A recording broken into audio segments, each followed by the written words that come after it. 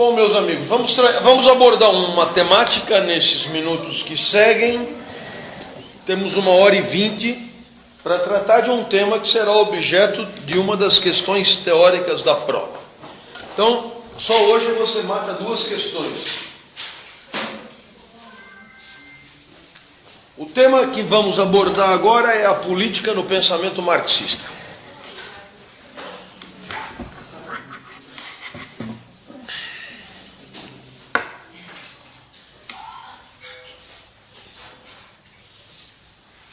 A primeira observação que cabe fazer é que a nossa reflexão sobre esta questão nada tem a ver com a queda do Muro de Berlim. Nada tem a ver com o fim da União Soviética. Nada tem a ver com Fidel Castro, nem com Mao Tse-tung. E por quê? Poderíamos, a grosso modo, propor uma classificação do pensamento de Marx em duas grandes categorias. O seu pensamento científico e o seu pensamento utópico. Em outras palavras, dividir o pensamento de Marx, de um lado, na sua análise do mundo do seu tempo, pensamento científico, e o pensamento de Marx propositor de uma nova sociedade, que ainda não existe, nem no seu tempo, nem hoje. Pensamento utópico. Ainda que essas duas categorias se imbriquem, se relacionem, se complementem, e sejam coerentes entre si, vírgula. Cabe-nos aqui dar ênfase ao pensamento científico marxista, isto é, a análise que Marx faz do seu tempo. O pensamento científico de Marx vai receber um nome. E esse nome é materialismo histórico. Materialismo histórico. É a ciência que Marx propõe para a história. Se você preferir, uma nova ciência da história. Um estudo científico da civilização e suas transformações. Materialismo histórico. Eu consagrarei mais tempo ao materialismo histórico no segundo semestre, quando falaremos de moral, de ética. Porém, eu não posso passar pela política sem oferecer rudimentos de um pensamento que dividiu o mundo em dois. Então, claro está que esta reflexão se faz necessária, ainda que ela mereça um aprofundamento vindouro. Eu estive pensando até no segundo semestre, propor um pequeno curso de 4 ou 5 horas extracurricular sobre os principais conceitos do materialismo histórico. Naturalmente, o objetivo é oferecer as chaves do castelo, o beabá, o arroz com feijão. E como o pensamento de Marx é muito importante e, por alguma razão, relativamente ausente do currículo de vocês, a mim me parece fértil e prudente propor essa reflexão. Abro até um parênteses. Até mesmo autores que estão muito presentes no currículo de vocês acabam não podendo ter uma compreensão completa por parte de vocês por falta de fundamento de arroz com feijão do pensamento materialista histórico. Eu me refiro a Bakhtin, por exemplo. Né? Todos vocês já ouviram falar muito de Bakhtin, no entanto, quando foram ler Marxismo e Filosofia da Linguagem, pastaram consideravelmente. Por quê? Porque aquele pensamento, de fato, é hermético para quem não tem as chaves do castelo. Então, comecemos por uma primeira ideia. Marx está absolutamente convencido de que aquilo que é visível nas manifestações sociais, os fenômenos sociais, aquilo que podemos constatar das manifestações sociais individuais ou coletivas, os seus discursos, os seus gestos, as suas instituições, as suas regras, os seus programas, os seus meios de comunicação, toda essa parte visível da sociedade não se explica por si só. Essa é a primeira ideia, importantíssima. Então, se o presidente Lula é um fenômeno social, quer dizer, uma manifestação da nossa sociedade perceptível por todos, a verdadeira razão, digamos, do fracasso inicial de Lula e do sucesso estrondoso a posteriori de Lula não se explica por Lula. Não é olhando para a cara dele que você vai entender o que acontece. Se você preferir, caso você queira entender o porquê do Padre Marcelo fazer tanto sucesso, não é indo à missa do Padre Marcelo que você vai entender, né? Não é porque ele é alto, não é porque tem a aeróbica da fé, não é porque... Não é o Padre Marcelo que explica o sucesso do Padre Marcelo. Se você quer entender, terceiro exemplo, e eu aqui poderia passar horas dando exemplos, se você quiser entender por que o William Bonner é o manda-chuva do Jornal Nacional há 20 anos, não é olhando para a cara dele que você entenderá. Professor Clóvis, o que eu quero então compreender, o que eu posso entender do que o senhor está falando, é que tudo o que vemos na sociedade tem uma causa, por assim dizer, oculta. Exatamente. Uma causa menos visível que seus efeitos. É preciso, portanto, ser cientista. Ou seja, é preciso buscar, seguindo os métodos do materialismo histórico, as verdadeiras causas dos fenômenos sociais. Verdadeiras causas. Eu poderia... Esqueci, mas se você quer entender por que a USP é um espaço de indigência econômica, né? A explicação não está aqui, provavelmente. Por que o dinheiro não entra aqui? Quando eu digo o dinheiro não entra aqui, eu não me refiro nem só ao salário dos funcionários e professores. É um pouco mais complexo. É a falta de dinheiro para pesquisa, a falta de dinheiro para manutenção dos prédios, a falta de dinheiro para carpir o capim dos jardins, a falta de dinheiro... Então, essa indigência econômica não se explica ficando aqui na cidade universitária o dia inteiro. Então, perceba, eis aí a primeira ideia. Se você é um materialista histórico, você não pode se contentar com o que vê. Porque o que vê esconde o que você não vê. E o que você não vê é o mais importante. Perfeito?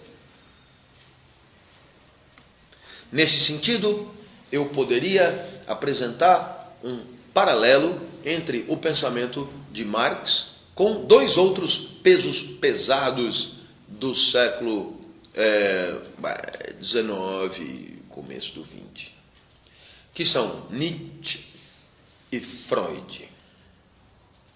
O que há de comum nos pensamentos de Marx, Nietzsche e Freud. O que há de comum nos três pensamentos é o que eu acabo de explicar. Nos três casos, a alerta é a mesma. O que você vê não se explica pelo que você vê. Existem causas profundas que exigem uma espécie de escavação para a sua identificação. Muito bem? Professor Clóvis, vamos então às causas profundas. Para entender por que o Padre Marcelo, o William Bonner, o Lula, o Gugu fazem sucesso,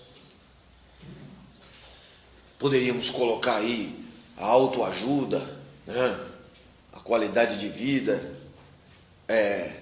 as academias de ginástica, o silicone e todos os programas de felicidade que você tem à sua disposição nas revistas semanais. Perca 7 quilos em 7 minutos, enfim, toda essa parafernália de conselhos para você viver melhor não se explicam por si só. E o primeiro passo para entender isso é entender os conceitos de superestrutura e infraestrutura. Marx então recorre a uma metáfora, a uma alegoria da engenharia civil. Infraestrutura e superestrutura. Professor Clóvis, é interessante, mas o conceito de infraestrutura, ele me é familiar, né? Quantas vezes eu já disse, a USP não tem infraestrutura, ou o hospital, não sei de onde, não tinha infraestrutura para... Perceba então que o conceito de infraestrutura, além de ser um conceito científico do materialismo histórico, é uma expressão do senso comum. É claro que no materialismo histórico, o conceito de infraestrutura tem um sentido infinitamente mais preciso do que no senso comum. O que é a superestrutura? A superestrutura é tudo o que está ao alcance dos sentidos na sociedade. De certa maneira, a superestrutura é o resto em relação à infraestrutura. E você perguntará o que é a infraestrutura? A infraestrutura é onde nós encontraremos as verdadeiras causas de tudo. E o que é que compõe a infraestrutura? O que compõe a infraestrutura de uma sociedade, seja ela qual for, é tudo o que se relaciona direta ou indiretamente com a produção de bens materiais nesta mesma sociedade. Eu vou repetir, professor Clóvis, por gentileza, repita. Infraestrutura de uma sociedade qualquer é tudo o que se relaciona direta ou indiretamente com a produção de bens materiais nesta mesma sociedade.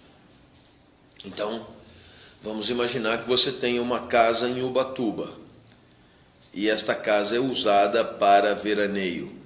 Isto não é infraestrutura. Vamos imaginar que você tenha um sítio em Botucatu. Este sítio é usado para férias. Isto não é infraestrutura. Mas vamos imaginar que você tem uma fazenda que produza soja. Aí sim, isto é infraestrutura. Perceba então que infraestrutura tem a ver com tudo que produz bens materiais numa sociedade. Ora, meus amigos,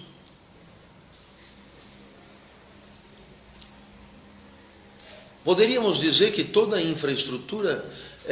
você perguntará, professor, e a superestrutura? É o resto. Agora, é claro, Marx não pode dar da superestrutura uma definição acabada, fechada, porque a superestrutura se renova, né? A internet é superestrutura. E Marx não poderia tê-la incluído numa definição fechada.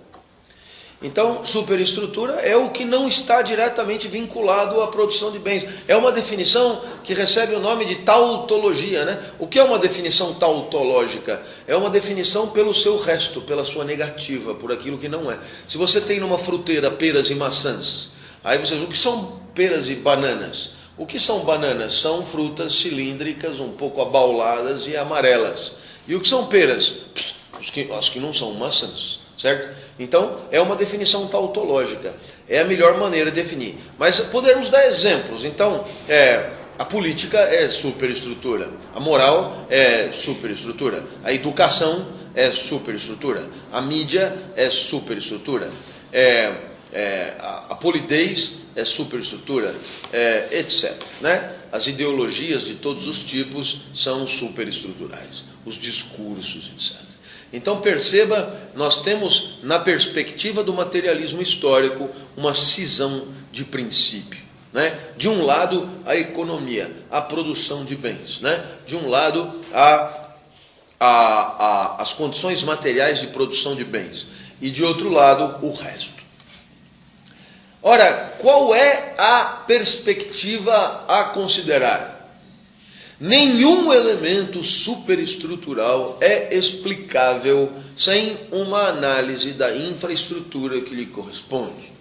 Em outras palavras, eu não posso estudar e analisar e entender o sucesso do Padre Marcelo senão a partir da maneira como a sociedade em que Padre Marcelo se encontra produz bens materiais naquele momento. Eu não posso entender o sucesso do William Bonner se não entender a maneira como a sociedade produz bens materiais naquele momento. Eu não posso entender o sucesso do Lula se não seguir o mesmo caminho. Em outras palavras, a economia detém a chave explicativa de todo e qualquer fenômeno superestrutural. Todas as causas profundas, todas as causas que não são meros cosméticos, elas estão na infraestrutura da sociedade. Professor Clóvis, que espetáculo! Mas essa infraestrutura que explica tudo e que tem a ver com a maneira como as pessoas produzem bens materiais, quais são os seus elementos mais significativos? Nós poderíamos dizer que toda a infraestrutura é constituída por forças de produção de um lado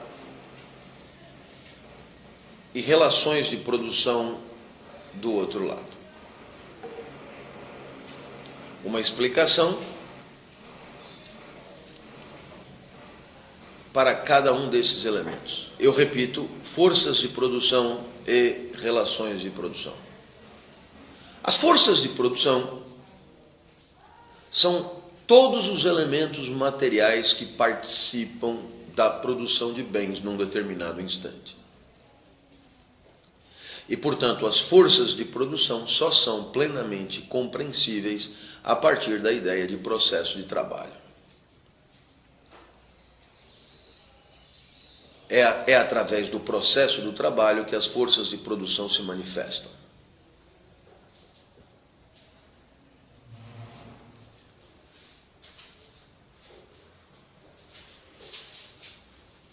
O processo de trabalho, por sua vez, é constituído por vários elementos. O primeiro elemento do processo de trabalho é o objeto do trabalho, aquilo sobre o que age o trabalhador.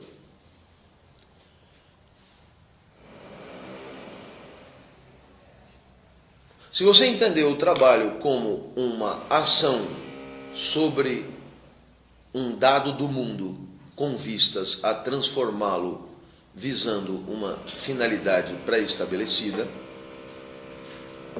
repetindo, trabalho, ação sobre um dado do mundo para transformá-lo visando um uso ou uma finalidade pré-estabelecida, fica evidente que todo trabalho pressupõe um objeto, aquilo sobre o que age o trabalhador. Esse objeto poderá ser matéria bruta ou matéria-prima. Matéria bruta é o objeto quando imediatamente retirado da natureza. Matéria-prima é quando o objeto sobre o qual trabalha o trabalhador já foi transformado previamente. Perceba que costumamos chamar de matéria-prima aquilo que estamos querendo chamar de matéria bruta. Ok? Até porque a ideia de prima nos leva ao erro. Seria muito mais inteligente se chamasse matéria segunda e não prima. Mas a matéria bruta é aquela que vem da natureza, a matéria-prima é aquela já transformada. Então, o objeto do trabalho é isso. Um segundo aspecto do processo de trabalho é o meio de trabalho. É o meio de trabalho ou instrumento de trabalho. É aquilo que está entre o trabalhador e o objeto de trabalho e que permite a ação sobre o objeto de trabalho.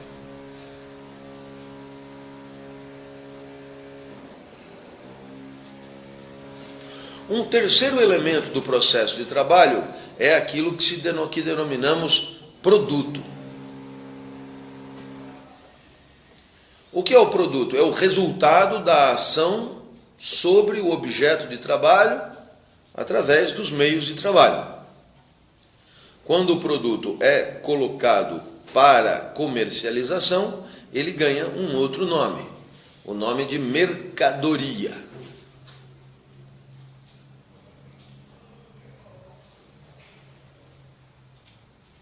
Finalmente, nessa questão do processo de trabalho, um outro elemento importantíssimo é o trabalhador. E o que é que mais importa no que diz respeito ao trabalhador no processo de trabalho? A energia que ele despende para trabalhar.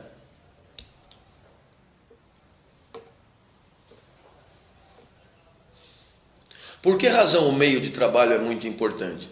Porque dependendo do meio de trabalho usado pelo trabalhador, a energia que ele despende para trabalhar será maior ou menor.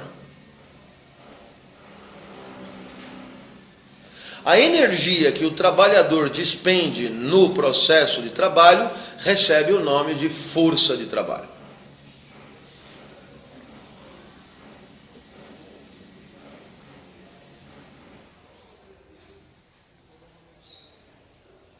Muito bem, isso para as forças de produção.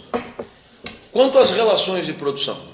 As relações de produção são, por assim dizer, as condições em que o processo de trabalho se dá.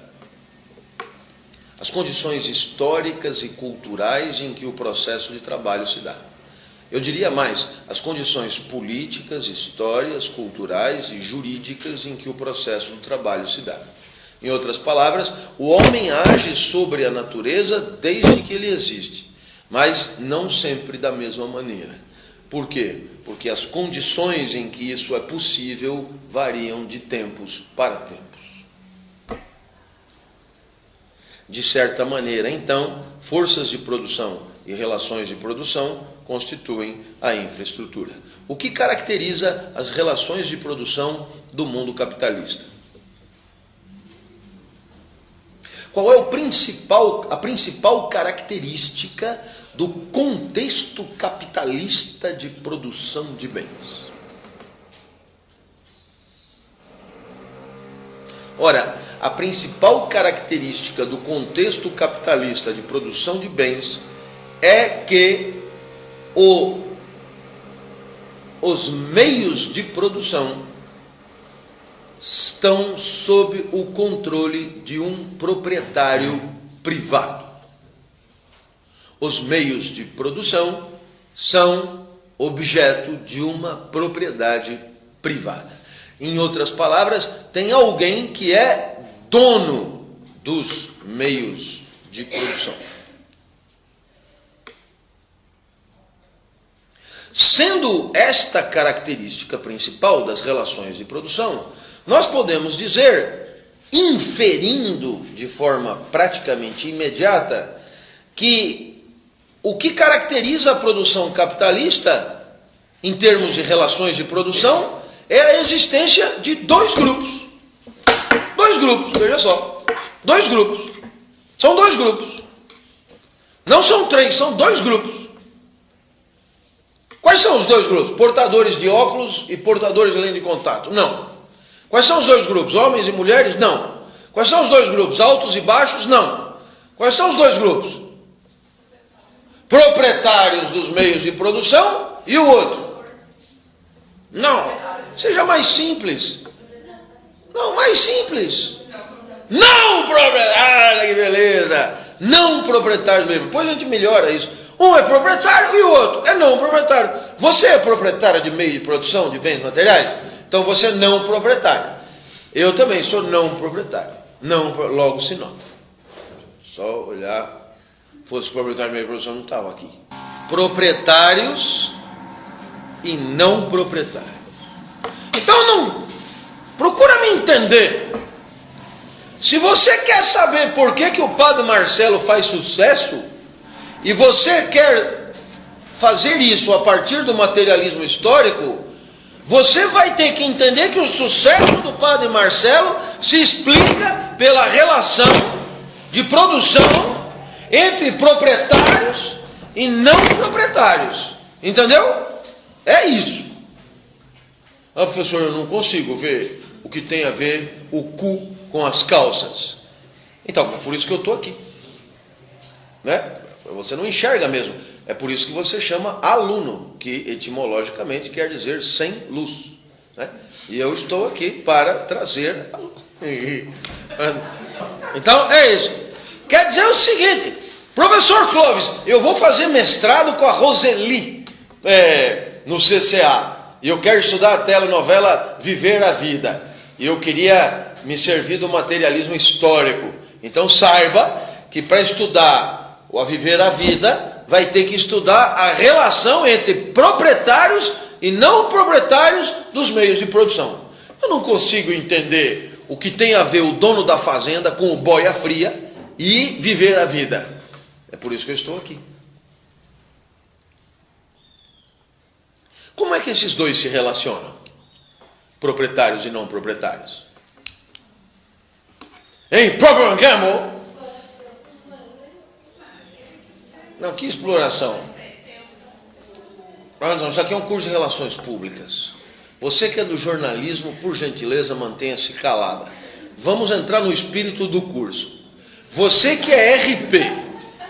Você que é RP. Presta atenção, deixa os RPs falarem. Como é que o proprietário se relaciona com o não proprietário? Não, querida. Isso é um discurso ressentido, isso é discurso de pobre. Presta atenção, você é RP. Como é que o proprietário se relaciona com o não proprietário? Como é que ele se relaciona? Muito bem, cara. Muito bem, essa é a resposta. Porque a profissão do RP é para fazer isso. Ele chega... Um RP, vai na entrevista da Procter & Gamble e diga, é exploração do trabalho. Não fala a segunda frase. Rua. Aqui nós somos um time, nós nos damos as mãos, nós vestimos a mesma camisa, nós buscamos todos a missão da empresa, estamos todos juntos, não tem diferença entre o proprietário e o não proprietário. Nós somos, entendeu? Caixinha de sugestões, caixinha acrílica, almoço com o chefe, café da manhã com o diretor, quermesse, bingo, churrasquinho de final de firma, eventos, etc. Tudo para fazer acreditar no quê? Na complementaridade funcional. Por isso que o RP, o paradigma nunca é marxista, ele é funcionalista. A complementaridade funcional entre o proprietário e o não proprietário. Não tem outra saída. Se você vier com exploração do trabalho, não trabalhará no mercado. Você tem que dizer o diferente. Você tem que dizer... eles se adoram, na verdade. Tem panetone no final do ano. Tem cesta de Natal. Tem coisa. É muito legal. É parte da minha vida. A empresa é parte da minha vida. Você entendeu isso? Ontem eu estava dando uma entrevista, aí eu estava com a cabeça que ia dar aula de Marx hoje. Nossa, eu comecei os primeiros 15 minutos da entrevista, exploração, escrotos, o capital, miseráveis, alienação, trabalhador. Aí a mulher assim, não, mas aí... Eu peguei e falei, entendi, não é isso que você queria ouvir. Ela, não. Eu peguei e falei, então, desgrava. Vou começar tudo de novo. O alinhamento de valores entre a empresa e o trabalhador é fundamental para que todos se sintam bem, para que todos compartilhem do mesmo ideal, que deve estar alinhado também com o resto da humanidade, para o bem comum, para a vontade geral, para uma vida melhor, para um mundo mais justo. A mulher, ai que lindo, eu não vou tirar uma palavra. Aí ela botou, não é bacana, o bem da humanidade foi foda. Aí eu bati, eu fui fundo, hein? Né? Qual é o papel do RP? Fazer acreditar que o trabalhador é joia, velho. Entendeu? De fato, muito legal, viu? Muito legal. Tem sorteio de geladeira, né? É muito legal. Nossa, cara. E é muito bacana, porque a empresa, ela dá seguro de saúde, sabe? É bem legal. Muito legal. Mesmo assim. Pô, show de bola. Então, mas essa complementaridade funcional não é a perspectiva marxista. É a perspectiva Procter & Gamble, da Whirlpool, etc. Mas não é da coisa. Você entendeu? Não sei se entendeu. Então, qual é a olha para mim aqui. Qual é a perspectiva marxista? É a que proprietários e proprietários não se dão bem. Ou pelo menos não deveriam se dar bem. E por que não deveriam se dar bem? Porque o proprietário quer uma coisa e o não proprietário quer outra coisa. É só isso que faz as pessoas não se darem bem. O que o proprietário quer? O que o proprietário quer? Procter & Gamble. O que o proprietário quer? O lucro. Ótimo. E o que o trabalhador quer? Vai me dizer, trabalhar numa, como disse a mulher ontem, meu Deus, velho, jornalista, hein? O que o trabalhador quer hoje não é um salário. Ele quer trabalhar numa empresa cujos valores são os mesmos dele. Eu peguei e falei, a senhora vai botar um violino de fundo? Ou quer que a gente cante aqui? Aonde caralho os valores? Eu preciso do trabalho, eu assino embaixo qualquer merda. Ah não, mas hoje os trabalhadores quando passam na entrevista, eles dizem que eles estão de acordo com aquele cardápio de valores. Falei, eles mentem, dona. Eu mentiria também, as pessoas dão a bunda por dinheiro, não vão mentir, negócio de valores.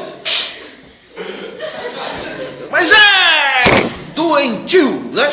Eu digo, qual é o valor aí? Ah, disciplina. Tô dentro. Qual é o valor aí? Honestidade. Tô dentro. Qual é o valor? Transparência. Não sou vidro, mas eu tô dentro, né? Tá tudo certo. O que bater, bateu. Porque o que o cara quer é um salário. Porque aí diz que ele precisa. É do salário. É do salário. Então o que acontece? Para eu aumentar o meu lucro, eu precisaria pagar pouco. E é o que eu faço.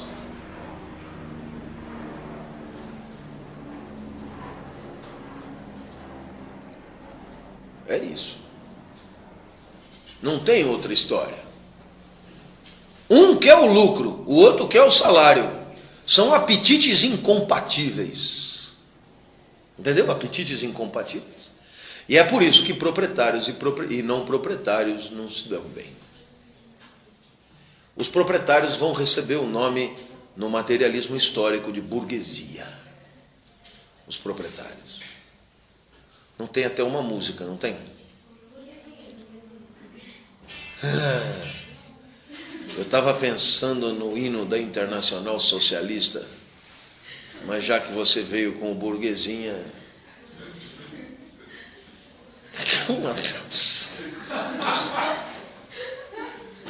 é uma tradução possível. Mas desde que você entenda a burguesia na perspectiva marxista da metade do século XIX, porque essa que nos interessa hoje aqui. E qual é a perspectiva? O que é a burguesia para Marx? Não é quem vai no shopping. Pode até coincidir, mas não é esse o critério, entendeu? Não é quem gasta no cartão de crédito. Pode até coincidir, mas não é esse o critério. O que é a burguesia? É o cara que tem os meios para produzir bens materiais. Por exemplo, eu tenho uma fábrica para produzir cotonete. Eu produzo cotonete. Eu vendo cotonete. Eu sou burguês. Eu tenho uma... Mas moça, eu ou você? Né? Eu tenho uma fazenda e eu produzo tangerina e eu vendo tangerina. Eu sou burguês. Em outras palavras, quem é o burguês? Quem tem terra e máquina. É isso. Na cabeça de Marx, Marx estava desatualizado. Ele não estava desatualizado. Ele viveu no meio do século XIX, ele não está desatualizado.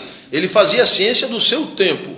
O burguês é o detentor dos meios de produção. E o proletário? O que vende a sua força de trabalho para participar do sistema econômico. Qual é a graça da relação entre os dois? É que eles não deveriam se dar bem. E nesse enfrentamento existe equilíbrio? Em você que é da Procter & Gamble, existe equilíbrio entre você e as pessoas que estão lá? Professor, esse negócio aí, não sei. Você está com medo até aqui? Você está com medo? Quanto é que você ganha? Você está com medo de perder o seu salário? Então, eu digo que não há equilíbrio nenhum. Você entra, né? E a pessoa diz quanto você vai ganhar, quanto você vai trabalhar, onde, quando, como, porquê, onde, como, onde, porquê, e você não apita picas. Em outras palavras, o burguês detém as condições materiais da venda da força de trabalho. O burguês detém as condições materiais da venda da força de trabalho. Em outras palavras, né, eu poderia dar um exemplo, já que você afinou. Fui trabalhar na SPM final da década de 90. Aí eu cheguei lá para dar umas aulas, o cara chegou para mim e disse: professor, nós temos aqui 2 turmas.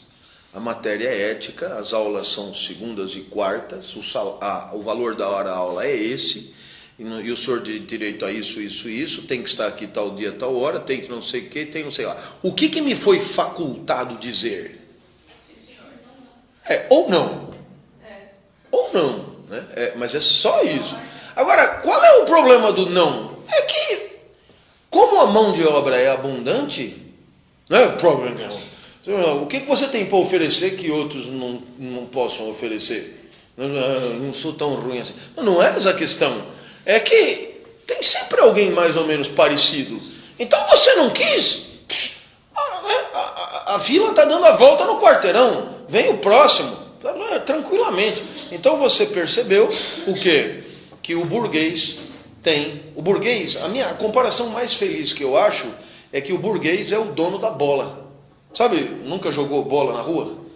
Então, não tem um que é o dono da bola e a mãe chama, né? Geraldo! E toma lanche, moleque, eu tenho que ir embora. Pega a bola, acabou o jogo. O burguês é o dono da bola. Enquanto ele quer jogar, tem jogo. Quando ele não quer mais jogar, não tem mais jogo. Né? Eu costumava brincar. Lá o dono da escola, o professor Gracioso, e eu brincava dizendo o seguinte: o professor Gracioso chega na classe e diz: professor Clóvis, eu não gosto que o senhor fale de marxismo aqui. Então o senhor, por gentileza, passe no RH para acertar suas contas. Aí vamos inverter um pouco a situação. Eu entro na sala do cara e digo: eu não gosto do seu jeito de administrar. Ele vai dizer: passe no RH. Não importa quem está insatisfeito, é o contrato caracu, né? Quer dizer, né? Tem um que entra sempre com a cara. Quer dizer, não tem jeito, não importa quem está insatisfeito, é você que se fode, não tem conversa, né? É sempre você que sai, porque o sujeito é o dono da bola. Conversa. É porque é. Então eu acho que você entendeu por que no caso da sociedade capitalista, as relações de produção se materializam num negócio que no materialismo histórico denominou-se luta de classe. Isso quer dizer o seguinte: se eu não posso explicar a superestrutura sem a infraestrutura, se as relações de produção são infraestrutura e as relações de produção se materializam na luta de classe, eu só posso concluir que tudo que eu tiver que explicar, eu tenho que explicar a partir da luta de classe. É por isso que Marx disse que a luta de classe é o motor da história. Em outras palavras, o que ele quis dizer com isso? A luta de classe é o motor da história. Ele quis dizer que é a partir da luta de classe que eu posso entender por que as coisas são como elas são. Professor Clóvis, que espetáculo. É verdade. É verdade. Eles vão entender. E o padre Marcelo? O senhor tem obsessão com o padre Marcelo? Claro. O padre Marcelo, na minha opinião, ele é meio emblemático. E vocês logo vão entender por quê. O padre Marcelo é uma espécie de cruzamento de instâncias alienantes, na perspectiva marxista. O padre Marcelo reúne numa só figura duas das mais fortes instâncias de alienação na sociedade, a religião e a mídia. Então ele é um cruzamento Molotov. Está claro? Né? Muito bem. Que fique claro, isso na perspectiva marxista. Eu não tenho nada com isso. Eu só posso estudar o sucesso do padre Marcelo pela luta de classe. Se você preferir, o padre Marcelo é o resultado de uma luta de classe. Se você preferir, mais do que o resultado, o padre Marcelo é uma espécie de instrumento na luta de classe. O padre Marcelo só se explica na luta de classe. Da mesma maneira o William Bonner, da mesma maneira o que você pensa do MST, da mesma maneira o Lula, da mesma maneira tudo o que se vê no mundo, na luta de classe. A luta de classe é o motor da história. Então, a luta de classe é a usina oculta de causalidades que explica os fenômenos do mundo. Então, se você é materialista histórico e vai estudar viver a vida, é óbvio que você vai estudar viver a vida a partir de uma lógica que é a lógica da luta de classe. Aliás, que fique claro, grande parte da produção científica da ECA em telenovela, uma das coisas boas que a escola fez, infelizmente quase tudo pegou fogo, tem o materialismo histórico como paradigma. Entendeu? A telenovela é um instrumento de alienação e de dominação de classe. Está claro isso? É a conclusão final de todas as teses, todos os trabalhos, etc. E trabalhos muito interessantes. Muito bem. A luta de classe não é equilibrada, ela é desequilibrada. E é por isso que ela vai ganhar um outro nome. Né? E esse outro nome para a luta de classe é o de dominação de classe. No lugar de luta de classe, dominação de classe. Claro, por que dominação? Porque o burguês ganha sempre. Aqui eu abro dois parênteses. O primeiro parênteses. Marx antecipava uma revolução. Qual era a sua mais firme convicção? No capitalismo, o capital se concentra. Premissa de um acerto histórico irritante. É só você olhar o que está acontecendo com os bancos. Você vê que um engole o outro impiedosamente. No capitalismo, o capital se concentra. Ora, se o capital se concentra, os proprietários dos meios de produção serão cada vez em menor número. e cada vez mais gigantes. Portanto, nós podemos dizer que a burguesia é uma classe que diminui em número. É uma classe que diminui em tamanho. E se só tem duas classes, o que o capitalismo patrocina é uma proletarização progressiva das relações de produção. Então o sujeito que era dono de uma vendinha, não sei aonde, ele vende para o Pão de Açúcar e ele se torna gerente do Pão de Açúcar, né? O dono da editora Moderna, chamado Ricardo Feltri, vendeu a editora Moderna nos anos 2000, comecinho dos anos 2000, para o grupo Santillana espanhol. E ele passou a ser diretor da editora da qual ele era dono. Isso é um exemplo de proletarização em alto nível. Eu passo a receber o lerite de uma empresa que antes era minha. Está claro?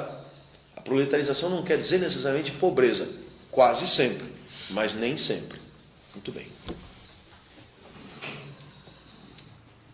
Na hora que você constata que a burguesia fica cada vez menor e o proletariado cada vez maior e mais miserável, a inferência óbvia disso é antecipar a revolução. A revolução será inexorável.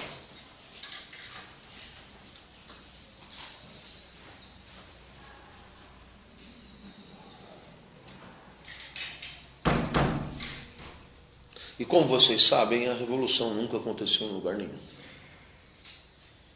Aonde a revolução aconteceu, Marx não previu. A grande revolução, digamos, marxista, foi a que ensejou, foi a russa, né? Bolchevique. Só que aí Marx não previu nada, porque não era uma potência capitalista, a Rússia era uma potência czarista. A Rússia saiu do feudalismo direto para o socialismo, não passou pelo capitalismo. Então, o que Marx previu não aconteceu em lugar nenhum. Essa é uma primeira ideia.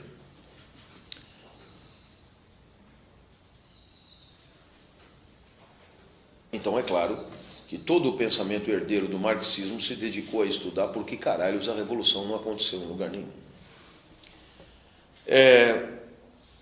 Então eis aí um ponto importante. Toda vez que você tem uma relação de dominação de um grupo sobre o outro, você se pergunta como é que essa relação se mantém, como é que essa relação se reproduz. Porque toda dominação é entendida como um desequilíbrio e, portanto, como um desconforto para o dominado. A partir do momento que o dominado é o maior número, então isso se torna ainda mais intrigante. Como é que o maior número aceita uma situação de desconforto, uma situação de tristeza, uma situação de penúria, uma situação de vida ruim, né? Ante a óbvia vantagem e proveito de um grupo que é minoritário? Essa é a pergunta. Então é claro que a primeira resposta é a seguinte: não aceita e um dia vai dar um pau no grupo menor. Mesmo que o grupo menor tenha a polícia, o exército, não importa, o grupo maior vai dar um pau no grupo menor. Não aconteceu. Isso quer dizer, a violência física é uma forma de dominação, mas aparentemente não é a forma burguesa de dominação. Pelo menos não a essencial, não a fundamental. Poderíamos concluir que a burguesia se serve da força física excepcionalmente.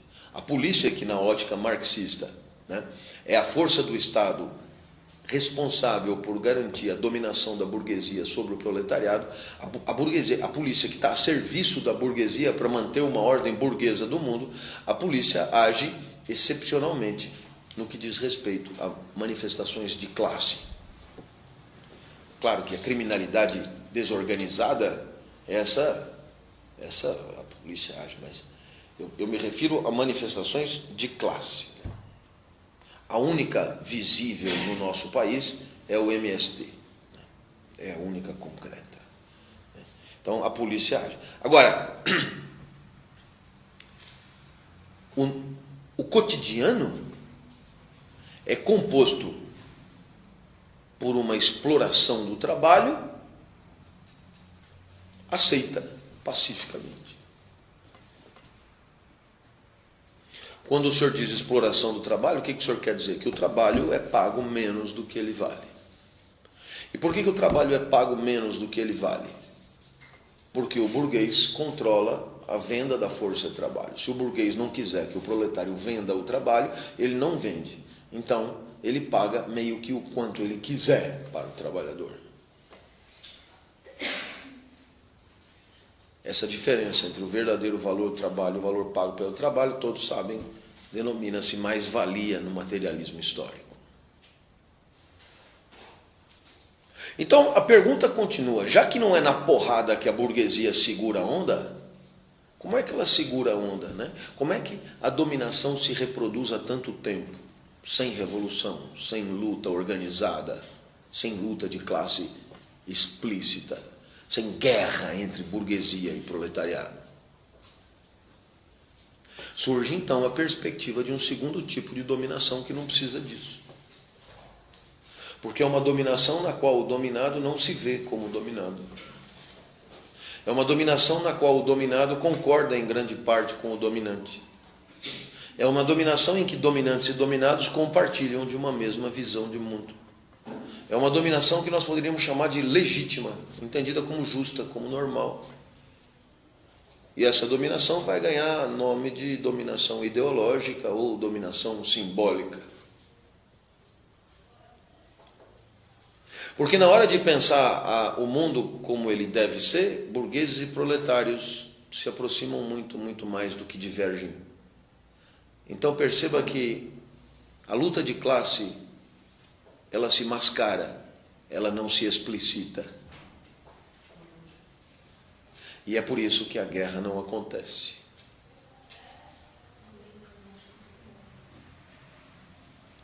Quem é que faz parte desse processo? O RP é muito importante nesse processo. De fazer acreditar na justiça das relações entre classe.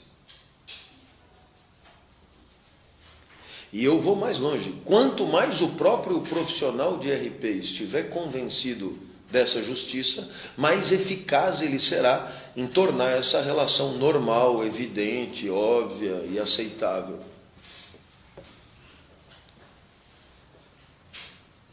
Quanto mais ele estiver convencido de que no mundo é mesmo assim, uns ganham 150 mil e outros ganham 150. Quanto mais ele achar que isso é porque é, e isso justifica até o seu próprio acanhado salário, isso ajuda.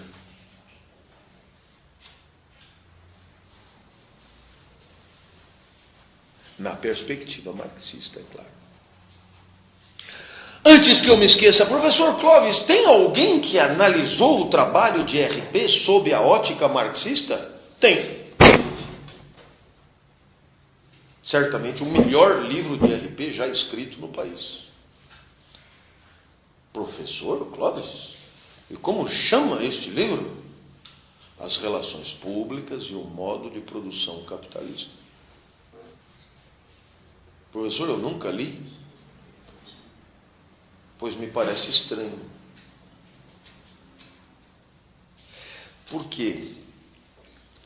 Porque a literatura da área de relações públicas não é exatamente a mais vasta. Você poderia, por exemplo,